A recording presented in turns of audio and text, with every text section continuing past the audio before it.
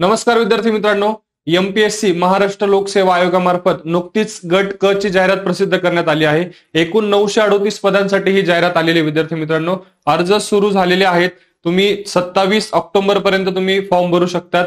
विद्यार्थी मित्रांनो, या पदासाठी जर तुम्हाला किंवा या जाहिरातीसाठी जर तुम्हाला अर्ज करायचा असेल तर किमान शैक्षणिक पात्रता काय असायला हवी याबाबत बऱ्याच विद्यार्थ्यांच्या मनात प्रश्न होते।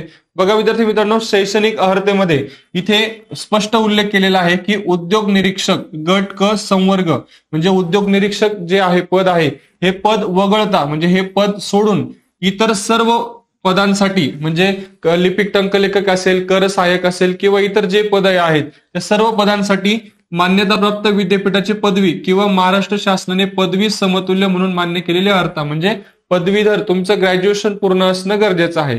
मग उद्योग निरीक्षक साठी यासाठी काय पाहिजे शैक्षणिक पात्रता, तर उद्योग निरीक्षक या पदासाठी शैक्षणिक पात्रतेमध्ये बघा, सांविधिक विद्यापीठाची अभियांत्रिकी मधील म्हणजेच स्थापत्य अभियांत्रिकी तसेच स्थापत्य अभियांत्रिकी मधील विषयांच्या गटाशी संलग्न असलेल्या वास्तुविद्या, नगररचना इत्यादी विषयांव्यतिरिक्त किंवा तंत्रज्ञानामधील किमान पदविका किंवा विज्ञान शाखेतील सांविधिक विद्यापीठाची पदवी अशी साधारणतः तुमच्याकडे शैक्षणिक अर्हता असणं आवश्यक आहे। त्याच्यानंतर तिसरा मुद्दा बघा, पदविका म्हणजे पदवीच्या शेवटच्या वर्षास परीक्षेस बसलेले उमेदवार पूर्व परीक्षेच्या प्रवेशासाठी पात्र राहतील। म्हणजे तुम्ही जर शेवटच्या वर्षाला असेल ग्रॅज्युएशनच्या तर तुम्ही पूर्व परीक्षाही देऊ शकता।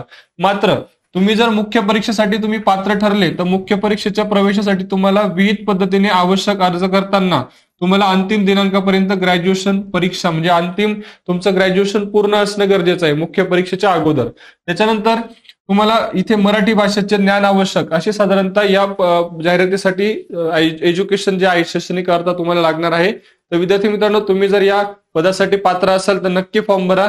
अशाच माहितीपूर्ण व्हिडिओसाठी चॅनलला फॉलो नक्की करा। व्हिडिओ आवडला असेल तर लाईक करा आणि आपल्या मित्रांपर्यंत शेअर करायला विसरू नका। धन्यवाद।